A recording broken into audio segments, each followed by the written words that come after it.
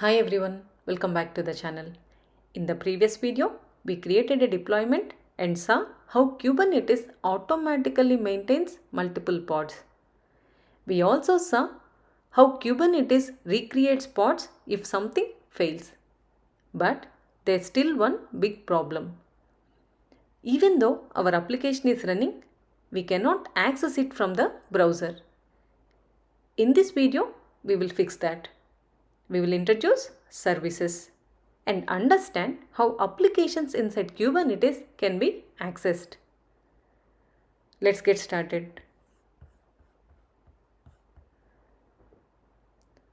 Let's verify the current state first. kubectl get deployments. kubectl get pods.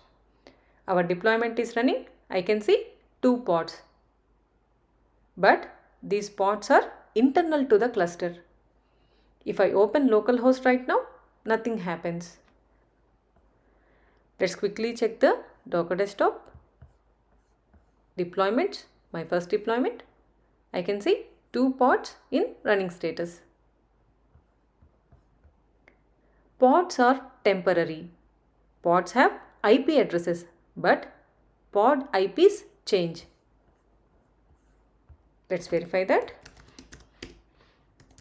kubectl get pods -o void. Void tells Kubernetes to show extra columns. We can see IP addresses here. I am going to manually delete one of the pods. kubectl delete pod, pass the pod name here.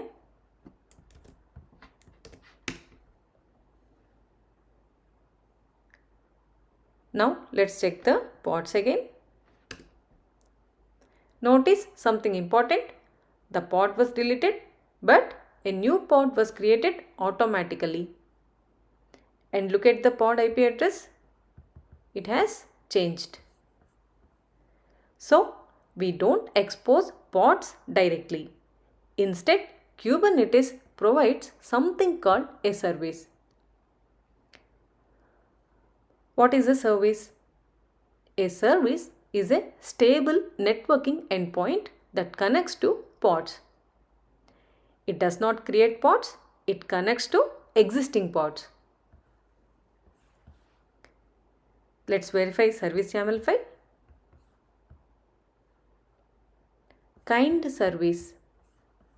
This tells Kubernetes we are creating a service. Type NodePort. NodePort exposes the application outside the cluster. In Docker desktop, that means on my local machine. Selector. This is very important. The selector connects the service to pods. In deployment YAML, notice our deployment used the label app, my app. The service looks for pods with that label. That's how traffic is routed. This is the key concept here. The next section is ports. Port, internal service port, target port. This is the port inside container. Node port, which is the external port. Let's apply the service. Let me clear the screen. We need to use the command kubectl apply -f and the file name is service.yaml. This sends the service definition to Kubernetes. And this confirms the service was created. The node port is 3007. Let's verify it in the browser.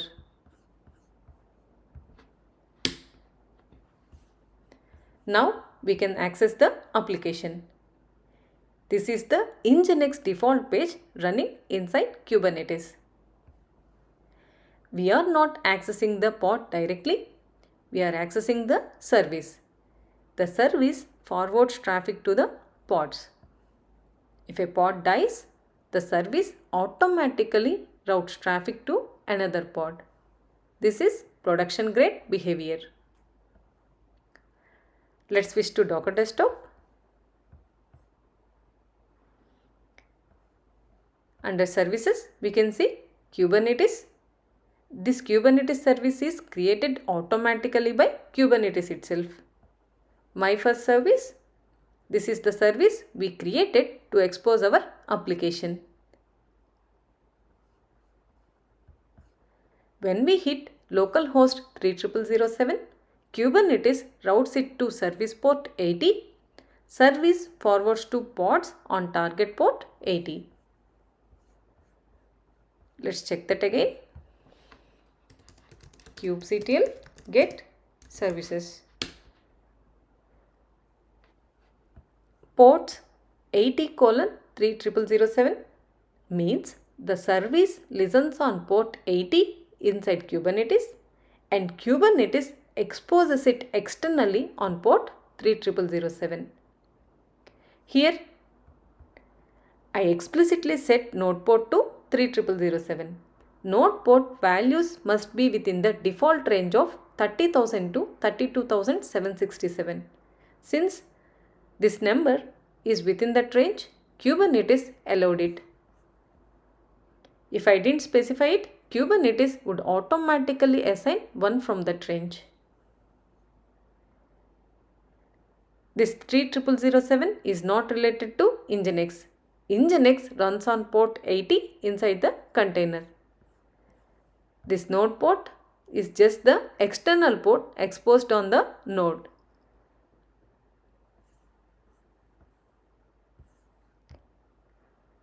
Let's delete one pod.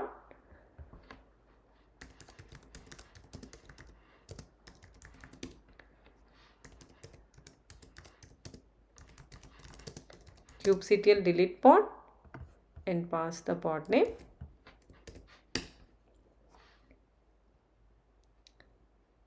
Let's check the pods again. kubectl get pods. Even though one pod was deleted, the deployment recreated it. Let's refresh the browser. We can see that the service continues working.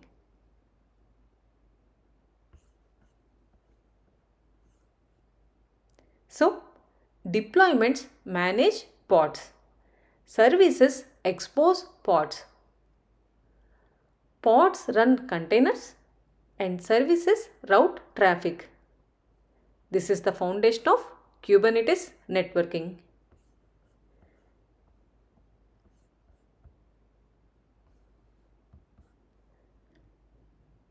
Today we learn why pods cannot be accessed directly, what a service is, how NodePort works, how traffic flows inside Kubernetes.